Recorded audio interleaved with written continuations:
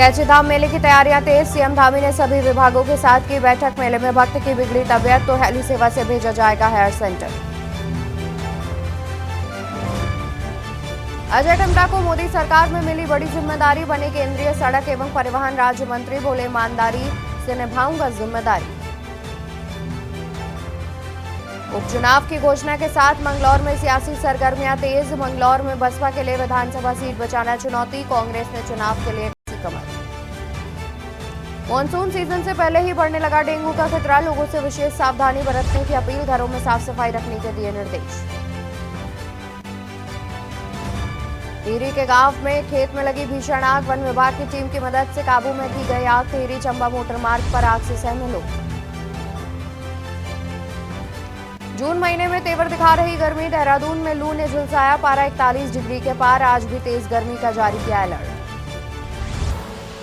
आप देख रहे हैं के न्यूज, खबरों का सारथी। नमस्कार, मैं हूं आपके साथ अवंतिका अवस्थी और हम बात करेंगे उत्तराखंड की खबरों पर। शुरुआत करते हैं टिहरी से, जहां टिहरी के एक गांव में खेत में लगी भीषण आग। टिहरी के एक गांव में खेत में लगी भीषण आग। वन विभाग की टीम की मदद से काबू में आई आग। टिहरी के गांव में खेत में लगी भीषण आग। टिहरी के गांव में खेत में भीषण आग लगी। वन विभाग की टीम की मदद से काबू में आई आग। और वहीं टिहरी चंबा मोटर मार्ग पर आग से सहमे लोग। चावल के खेत में आग लगने से हुआ बड़ा नुकसान। टिहरी के एक गांव में खेत में लगी भीषण आग। टिहरी में एक गांव के खेत में लगी भीषण आग। वन विभाग की टीम की मदद से आग को काबू में किया गया। टिहरी चंबा मोटर मार्ग पर आग से सहमे लोग। चावल के खेत में आग लगने से हुआ बड़ा नुकसान।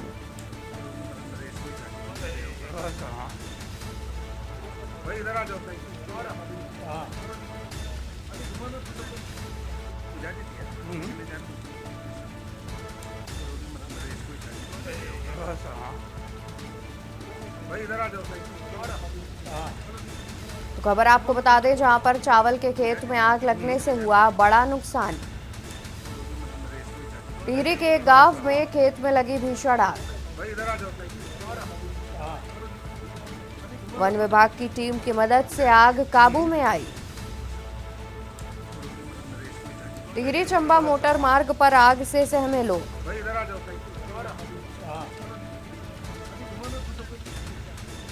चावल के खेत में आग लगने से हुआ बड़ा नुकसान। टिहरी के एक गांव में खेत में लगी भीषण आग। वन विभाग की टीम की मदद से आग काबू में आई। टिहरी चंबा मोटर मार्ग पर आग से सहमे लोग। चावल के खेत में आग लगने से हुआ बड़ा नुकसान।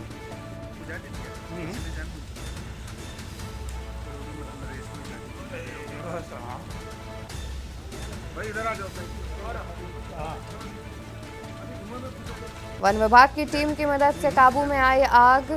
टिहरी चंबा मोटर मार्ग पर आग से सहमे लोग। चावल के खेत में आग लगने से हुआ बड़ा नुकसान। टिहरी के एक गांव के खेत में लगी भीषण आग।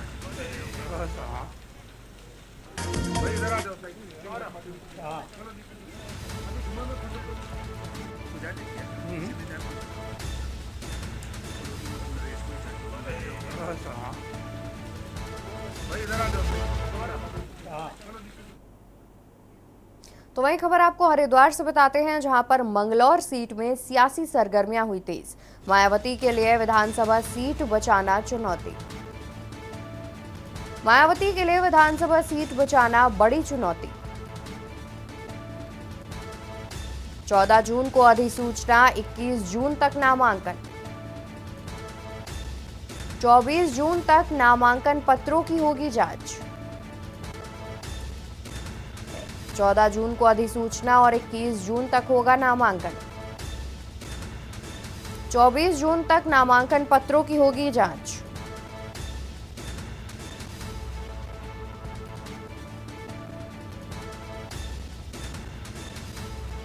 13 जुलाई को उपचुनाव नतीजों की होगी काउंटिंग। खबर हरिद्वार से, जहां पर मंगलौर सीट में सियासी सरगर्मियां हुई तेज। बसपा सुप्रीमो मायावती के लिए विधानसभा सीट बचाना बड़ी चुनौती। और वहीं 14 जून को अधिसूचना जारी की जाएगी। 21 जून तक नामांकन कर सकेंगे। 24 जून तक नामांकन पत्रों की होगी जांच। 14 जून को अधिसूचना और 21 जून तक होगा नामांकन। 24 जून तक नामांकन पत्रों की होगी जांच। मंगलौर में 10 जुलाई को उपचुनाव की वोटिंग। 13 जुलाई को उपचुनाव नतीजों की होगी काउंटिंग। खबर हरिद्वार से, जहां मंगलौर सीट में सियासी सरगर्मियां हुई तेज। मायावती के लिए विधानसभा सीट बचाना बड़ी चुनौती। 14 जून को अधिसूचना और 21 जून तक होगा नामांकन।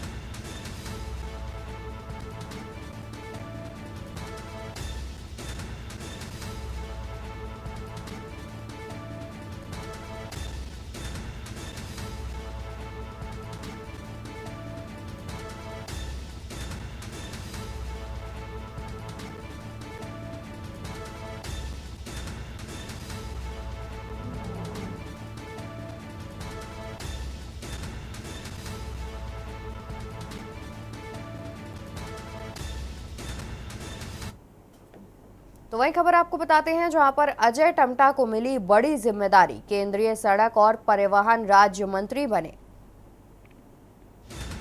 केंद्रीय सड़क एवं परिवहन राज्य मंत्री बने अजय टम्टा। बोले, पूरी ईमानदारी से निभाऊंगा जिम्मेदारी।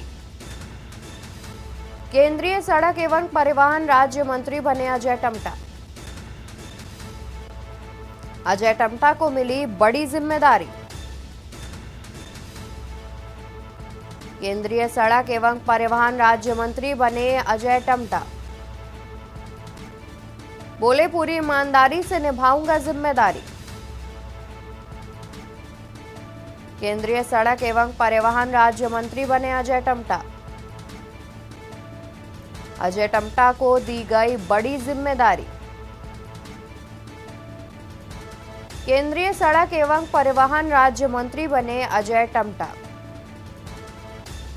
बोले, पूरी ईमानदारी से निभाऊंगा जिम्मेदारी।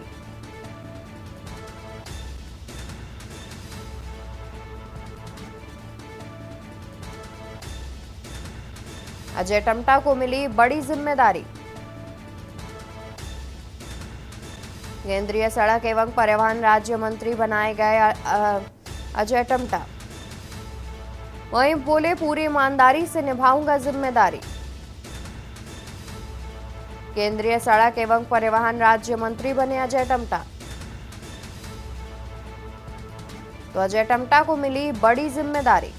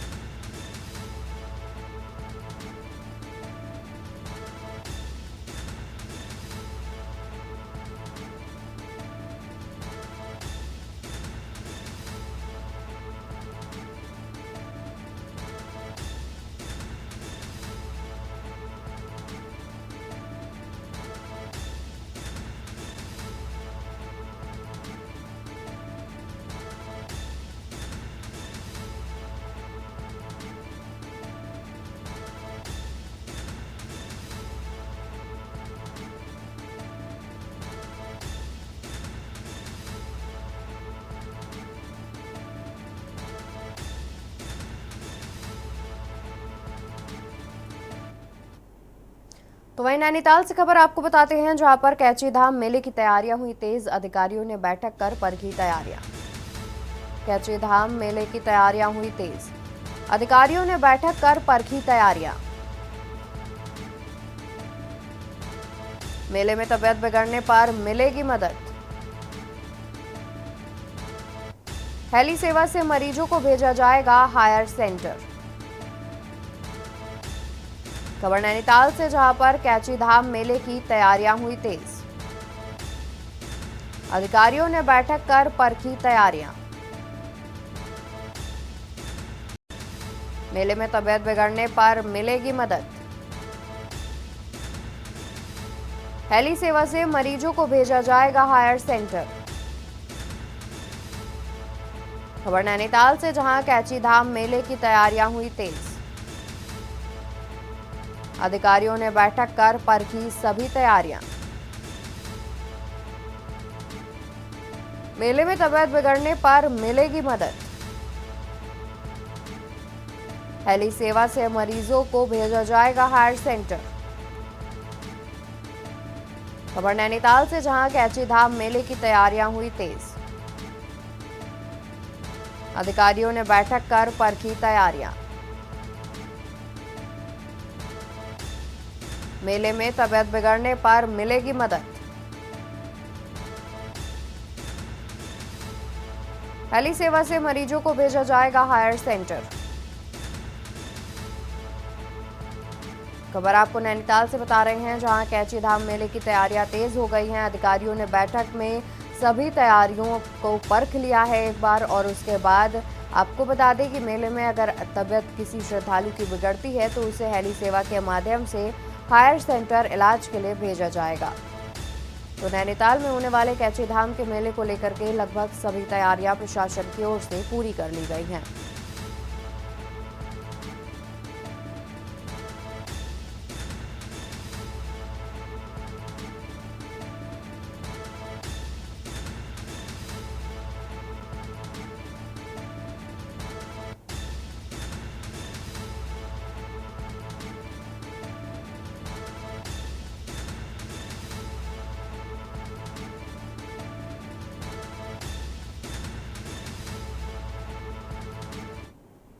तो वही खबर आपको बताते हैं, जहां पर मॉनसून सीजन से पहले बढ़ा डेंगू का खतरा। लोगों से विशेष सावधानी बरतने की गई अपील। लोगों से विशेष सावधानी बरतने की अपील की गई।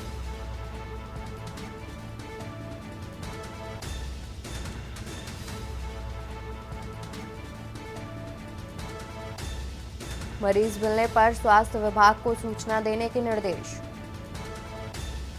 मॉनसून सीजन से पहले बढ़ा डेंगू का खतरा। लोगों से विशेष सावधानी बरतने की अपील की गई। घरों में साफ सफाई रखने के भी निर्देश जारी कर दिए गए हैं।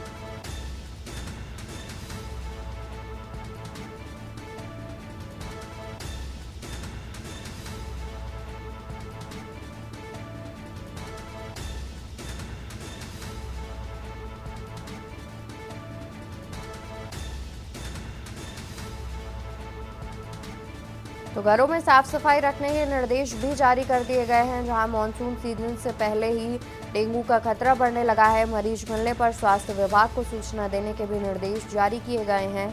मॉनसून सीजन से पहले ही बढ़ा डेंगू का खतरा। लोगों से विशेष सावधानी बरतने की गई अपील। घरों में साफ सफाई रखने के निर्देश भी दिए गए। मरीज मिलने पर स्वास्थ्य विभाग को सूचना देने के दिए गए निर्देश। तो मॉनसून सीजन से पहले बढ़ा डेंगू का खतरा। लोगों से विशेष सावधानी बरतने की गई अपील। वहीं घरों में साफ सफाई रखने के निर्देश भी जारी कर दिए गए हैं। मरीज मिलने पर स्वास्थ्य विभाग को सूचना देने के दिए गए हैं निर्देश। वहीं आपको बता दें, जहां जून महीने में तेवर दिखा रही है गर्मी, देहरादून में लू ने लोगों का जीना किया मुहाल। राजधानी में पारा 41 डिग्री के पार पहुंचा। देहरादून में लू ने लोगों का जीना किया मुहाल। राजधानी में पारा 41 डिग्री के पार पहुंचा। आज भी तेज गर्मी का जारी किया गया अलर्ट। जून महीने में तेवर दिखा रही गर्मी। खबर आपको देहरादून से बता रहे हैं, जहां पर देहरादून में लू ने लोगों का जीना किया मुहाल। राजधानी में पारा 41 डिग्री के पार पहुंचा। आज भी तेज गर्मी का जारी किया गया अलर्ट। जून महीने में तेवर दिखा रही गर्मी। खबर हम आपको देहरादून से बता देते हैं, जहां देहरादून में लू ने लोगों का जीना किया मुहाल। राजधानी में पारा 41 डिग्री के पार पहुंचा। आज भी तेज गर्मी का जारी किया गया अलर्ट। जून महीने में तेवर दिखा रही है गर्मी। देहरादून में लू ने लोगों का जीना किया मुहाल। राजधानी में पारा 41 डिग्री के पार पहुंचा। आज भी तेज गर्मी का जारी किया गया अलर्ट। जून महीने में तेवर दिखा रही गर्मी। खबर हम आपको देहरादून से बता देते हैं, वहीं देहरादून में लू ने लोगों का जीना किया मुहाल। राजधानी में पारा 41 डिग्री के पार पहुंचा। आज भी तेज गर्मी का जारी किया गया अलर्ट। जून महीने में तेवर दिखा रही गर्मी।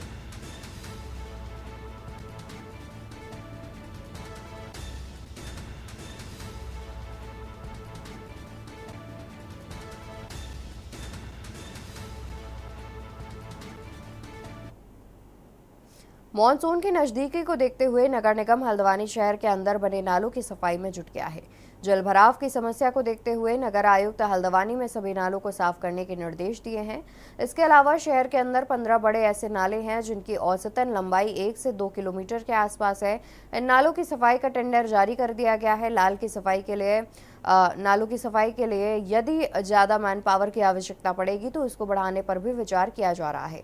शहर के जिन जिन नालों के चौक होने की संभावना है उनको मानसून से पहले खोलने और रीडिजाइन करने पर भी विचार हो रहा है, जिससे जल भराव की समस्या पैदा ना हो। नगर निगम हल्द्वानी इस बार जल संवर्धन की योजना पर काम कर रहा है, जिसे देखते हुए शहर के अलग अलग इलाकों में रेन हार्वेस्टिंग प्लान बनाया जा रहा है।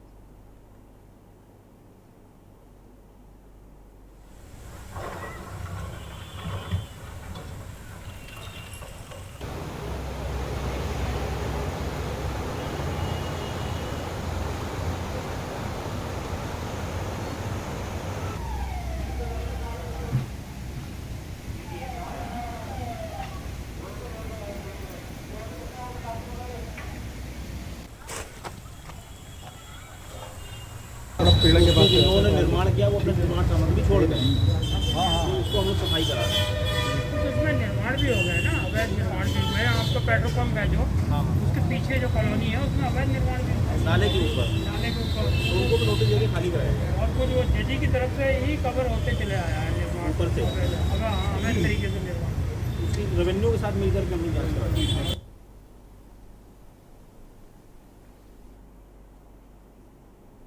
जनपद टिहरी गढ़वाल देवप्रयाग विधानसभा के कीर्तिनगर ब्लॉक के सुपाड़ा गांव के विनय भंडारी आईएमए से पास आउट होने के बाद सेना में लेफ्टिनेंट बन गए हैं। विनय ने सेना में अधिकारी बनने के लिए कुल 14 बार प्रयास किया, जिसमें वो 9 बार फेल हुए। कड़ी मेहनत के बल पर विनय भंडारी ने आखिर सफलता हासिल कर ली। मूल रूप से सुपाड़ा हाल निवास तहसील रोड श्रीनगर के रहने वाले विनय भंडारी बचपन से ही पढ़ाई लिखाई में होशियार थे। उन्होंने अपनी 1 से लेकर 10वीं की पढ़ाई गुरु रामराय स्कूल श्रीनगर से की। इसके बाद उन्होंने सिविल इंजीनियरिंग से राजकीय पॉलिटेक्निक से डिप्लोमा हासिल किया। रुड़की से उन्होंने अपना बीटेक की पढ़ाई पूरी की। 2021-22 में 1 वर्ष के लिए उन्होंने ऋषिकेश कर्णप्रयाग रेलवे प्रोजेक्ट की कार्यदायी संस्था नवयुगा में बतौर सिविल इंजीनियर के पद पर भी कार्य किया। इसके बाद उन्होंने नौकरी छोड़कर सेना में जाने का मन बनाया। उन्होंने कड़ी मेहनत शुरू की। अब विनय गोरखा रेजिमेंट में अधिकारी बने हैं। पूर्व सेना अध्यक्ष सैम मानेकशा, पूर्व सीडीएस विपिन रावत, वर्तमान सीडीएस अनिल चौहान भी इसी रेजिमेंट में अधिकारी रह चुके हैं।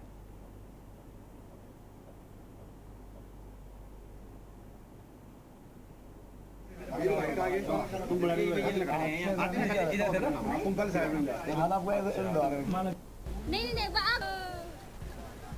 पापा फोटो खींच लेंगे।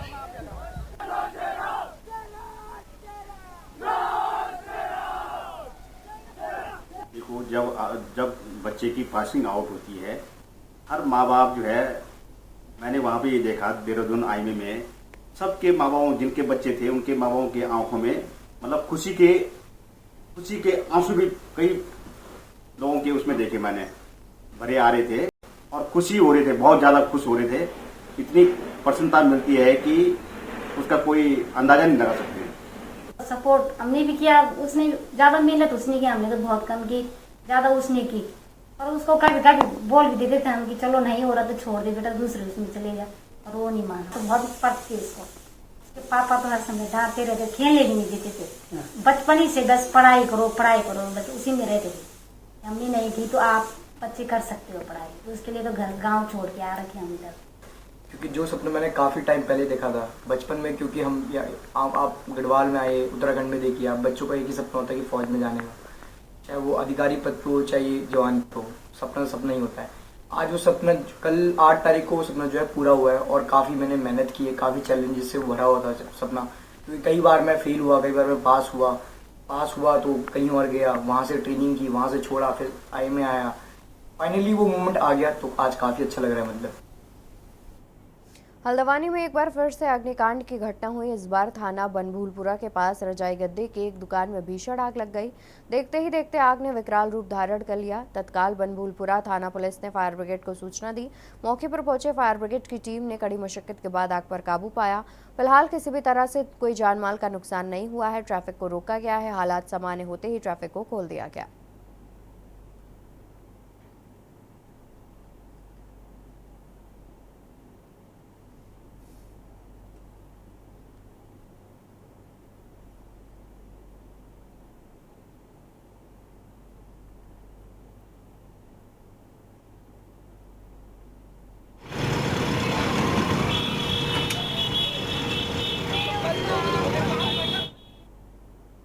खबर उत्तरकाशी के बड़कोट नगर पालिका में भीषण जल संकट थमने का नाम नहीं ले रहा।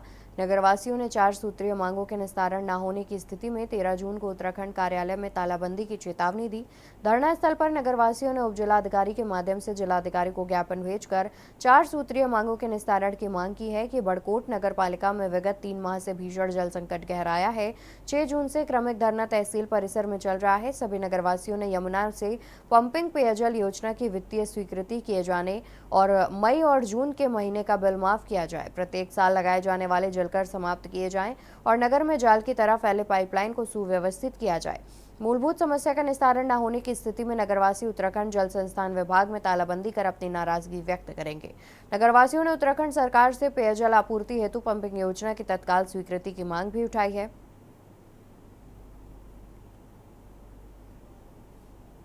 देखिए, मूलभूत सुविधाएं हैं। जल तो आवश्यक है, जल ही जीवन है। जल नहीं रहेगा तो समाज में मनुष्य नहीं रहेगा। और बड़ा दुर्भाग्य है कि इस योजना को जो है जायका में भेज करके स्वीकृत नहीं हुई है। कि जिसकी भी गलती रही होगी इसकी जांच की जाएगी।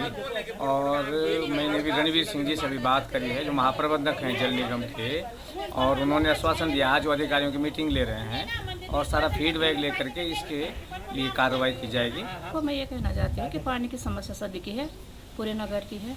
मैं ये चाहती हूँ कि यहाँ धरना तो खैर चल ही रहा, हम में लोग मतलब सब देहरादून जाएँ एक डेलीगेट लेके और माननीय मुख्यमंत्री जी से अपनी बात रखें और माननीय मुख्यमंत्री जी से पानी का समाधान। जो किलाड़ी से आ रहा है ना ये पानी जो है हमें चाहिए। हमारी जनता परेशान है, हमारे तमाम गांव के क्षेत्र के लोग जो है बसे हुए हैं बड़कोट में, वो पानी बिना परेशान है। वो तो शुक्रिया है कि छुट्टी है आजकल, नहीं तो और भी ज़्यादा हाई मच जाता है। तो ये मेरा निवेदन है सरकार से कि भाई पानी जो है उपलब्ध किया जाए। उत्तराखंड हाईकोर्ट ने किशोर न्यायालय बोर्ड उधम सिंह नगर में बोर्ड के सदस्य की नियम विरुद्ध जाकर नियुक्त करने के खिलाफ दायर याचिका पर सुनवाई की। कोर्ट की एकल पीठ ने याचिका को निस्तारित करते हुए राज्य सरकार को निर्देश दिए और कहा कि 4 सप्ताह के भीतर याचिकाकर्ता करने के निर्देश दिए हैं। कोर्ट ने यह भी कहा कि उनको नियुक्ति करने का अधिकार सिलेक्शन कमेटी को है, न कि राज्य सरकार को। राज्य सरकार ने इसकी नियुक्ति नियमों के विरुद्ध जाकर की है।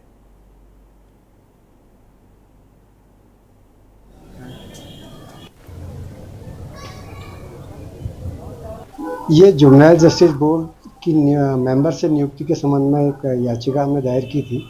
जिसमें मेदिनी गुप्ता नाम की जो पिटिशनर थी, उनके द्वारा ये कहा गया था कि जो सिलेक्शन हुआ है ये गलत हुआ है, क्योंकि याची जो मेरिट लिस्ट में थी नंबर 1 पे थी और इसमें जो मेरिट पर सेकंड और थर्ड नंबर के लोग थे उनका सिलेक्शन कर दिया गया था। इसी आधार पर उनका ये कहना था कि मेरिट पर चूँकि मेरा नंबर 1 स्थान है, इसलिए मुझे नियुक्ति मिलनी चाहिए, जिसके तहत उसके द्वारा प्रत्यावेदन भी सरकार को दिया गया था। सरकार ने उनके प्रत्यावेदन को खारिज करते हुए उनकी नियुक्ति पर कोई विचार नहीं किया गया।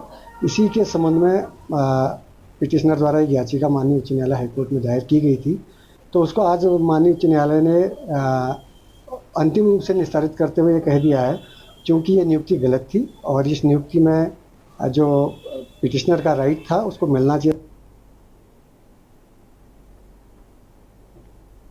खबर देहरादून से है, जहां चारधाम यात्रा को लेकर परिवहन विभाग द्वारा कमर्शियल गाड़ियों के लिए ग्रीन कार्ड बनाना अनिवार्य किया गया है, जिससे कोई भी तकनीकी तौर पर खराब वाहन यात्रा के दौरान इस्तेमाल ना हो। इसको लेकर आरटीओ प्रशासन सुनील शर्मा ने बताया कि अभी तक चारधाम यात्रा में 26,000 से ज़्यादा ग्रीन कार्ड बन चुके हैं और पिछली यात्रा में कुल 25,500 ग्रीन कार्ड बनने थे, यानी कि इस बार महज लगभग 20 दिनों में ही पिछले साल का रिकॉर्ड टूट गया है। साथ ही उन्होंने कहा कि इससे करीब 1 करोड़ 40 लाख रुपए का राजस्व प्राप्त हो चुका है, जबकि पिछले साल कुल 1 करोड़ 29 लाख रुपए का राजस्व प्राप्त हुआ था।